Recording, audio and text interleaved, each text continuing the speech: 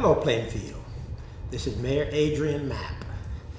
I will take the next few minutes to speak to you about a number of issues, mainly the 2014 budget as introduced by this administration.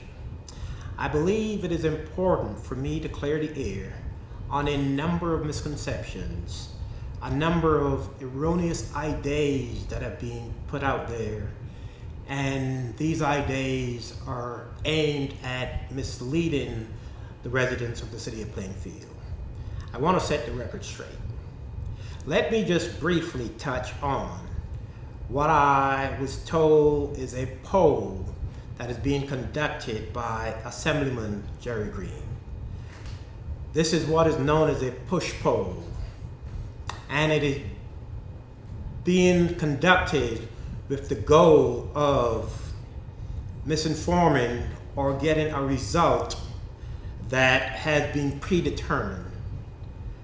Since taking office on January 1st, I have been having a very difficult time with the fact that Assemblyman Green has attempted to choose who will be members of my administration. And for the last 20 years, Plainfield has suffered from the overreaching hand of the Assemblyman who has tried to be the mayor for the past 20 years. And what we have gotten is a state of affairs in the city where Plainfield has been left behind.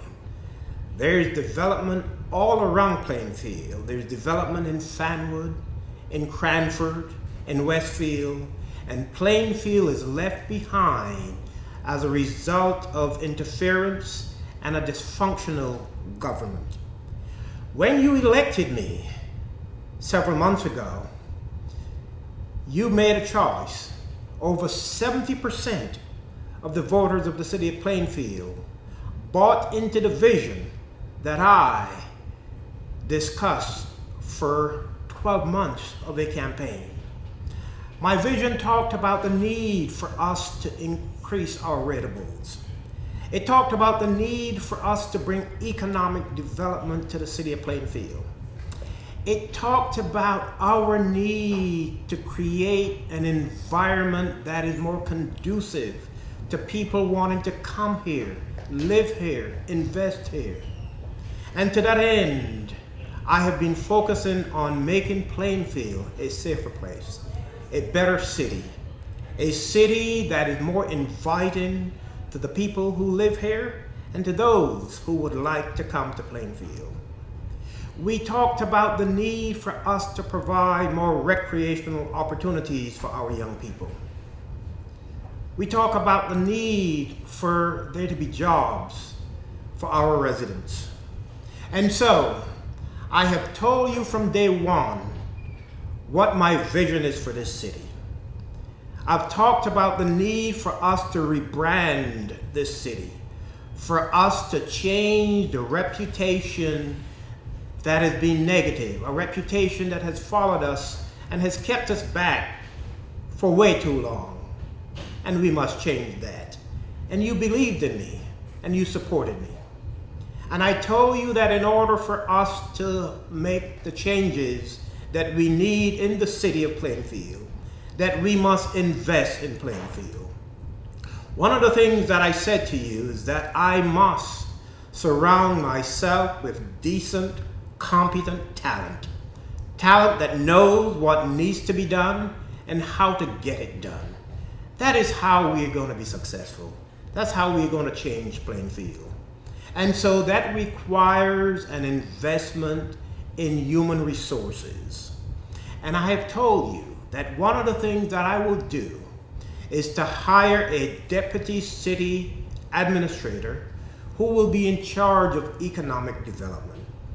That person's responsibility will be to reach out to the business community and to try to get businesses to come to Plainfield, to invest in Plainfield, so that our ratables will increase, so that we will collect more tax dollars and so that we will be in a position to stabilize taxes for the homeowners who live here. I spoke about the need for us to rebrand our city. And to that end, I told you that I will bring on board a communication specialist, who we also refer to as a public information officer. And that person's function is to create a campaign that will allow us to market the city of Plainfield beyond its borders, beyond the borders of the state of New Jersey, across the United States, so that we could transform the image that Plainfield has, so that we could create a Plainfield that is more inviting. And we have never done that in its history. We have never marketed, advertised, and promoted the city of Plainfield. And so the communication specialist that I have brought on board, her task is to make sure that we rebrand Plainfield. That is not a cost, that is an investment in the city. I also spoke about the need for the mayor's office to be more responsive to the needs of the community. And so, towards the end of 2013, I advocated and I convinced my colleagues on the city council at the time that the office of the mayor needs a chief of staff. Not only did we create the position of chief of staff, but the council unanimously voted to create a salary band, a salary range for the chief of staff's position. Now, what does this chief of staff do? The position of chief of staff is very important. It allows the mayor's office to reach out and get the resources that we need in the city by being the conduit between the mayor's office, state elected officials, county elected officials, and federal elected officials. It also puts city residents in touch with resources that they need whenever there is an issue, whenever they have a problem and they can't access or know how to access the right resources. The chief of staff, who works for the mayor's office, assists members of the public in accessing those resources. The chief of staff's position is not the position of the city administrator. The city administrator runs the day-to-day of the city. He's in charge of operations. The chief of staff is a conduit between you, the members of the public. For example, if there is a citizen who needs to get in touch with a federal agency, oftentimes the citizen does not know the number to call, or even when he or she calls what he or she believes to be the right number, you're still unable to get in touch with the right person who can give you the answer and the assistance that you need. I need to make a point. The chief of staff is not the mayor. The chief of staff is not a pseudo-mayor. The chief of staff does not make decisions for the mayor. Only the mayor makes decisions for the mayor. Now, these are some of the things that I needed to address with you. But I also want to speak to you about why it is important for me to have the position of Deputy City Administrator in charge of economic development. If Plainfield is to move forward, if taxpayers are to be provided with relief, we must expand our commercial tax base. We must be able to attract businesses to the city. Not only must we attract businesses into the city of Plainfield, but we must be able to retain the businesses that are here.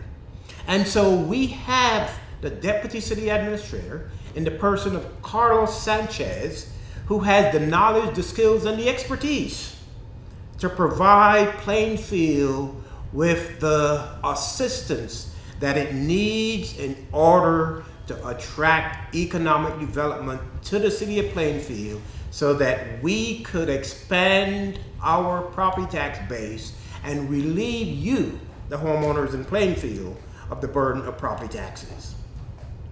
And so the investment that we've made in that position will pay dividends. It is also important for me to point out that for the last 7 years, we have been without a chief financial officer.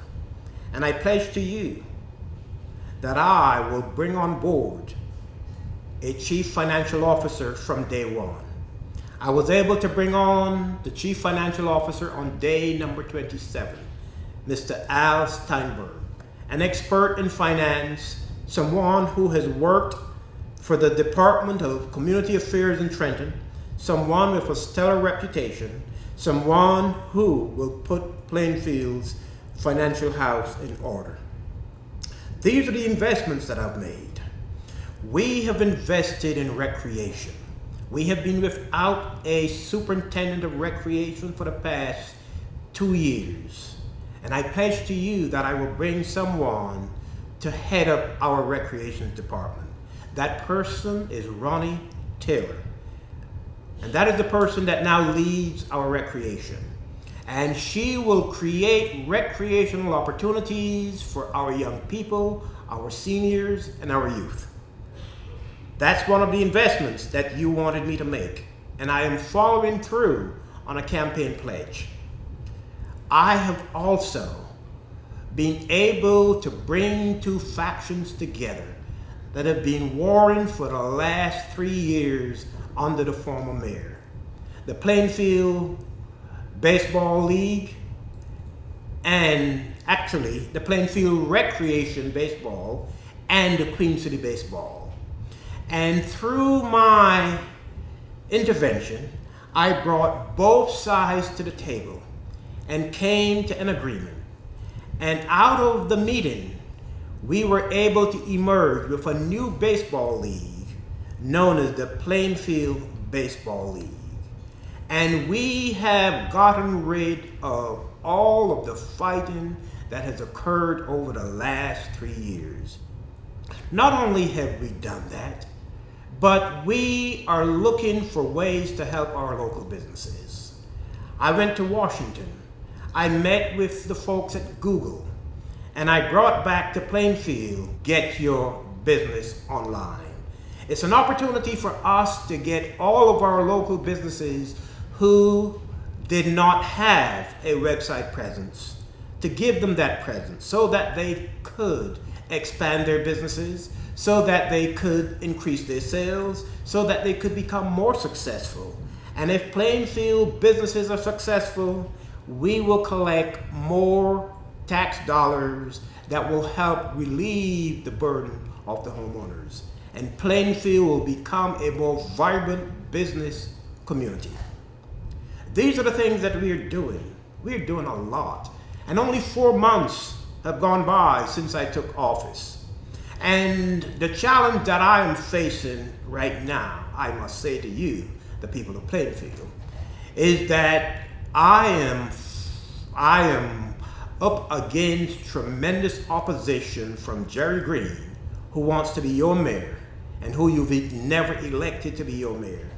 But he has decided that he will block every initiative that I have embarked upon, and that he will stand in the way and will have members on the governing body derail the vision that I have for the city of Plainfield.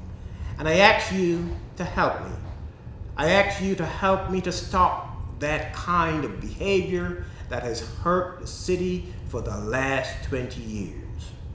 I am asking you, I am pleading with you, the residents of Plainfield.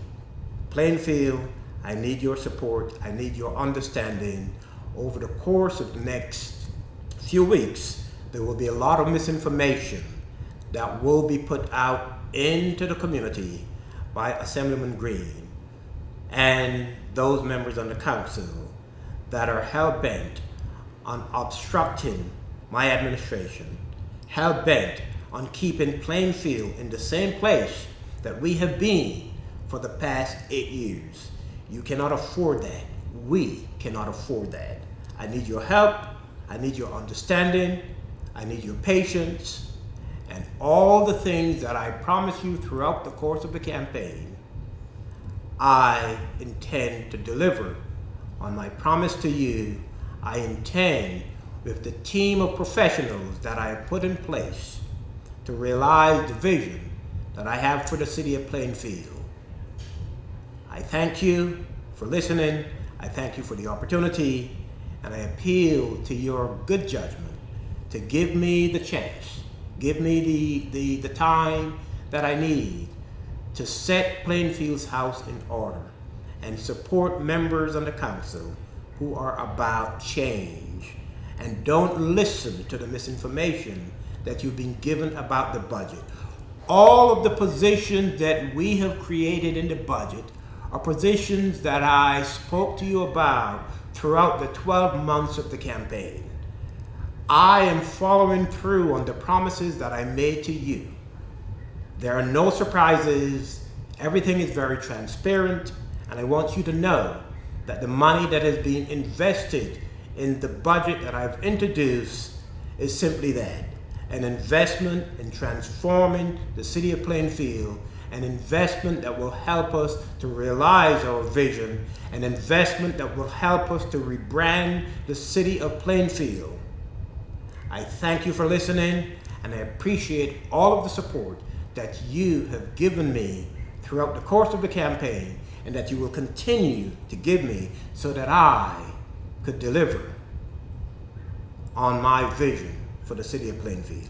Thank you, may God bless you, and may God bless the United States of America. Thank you.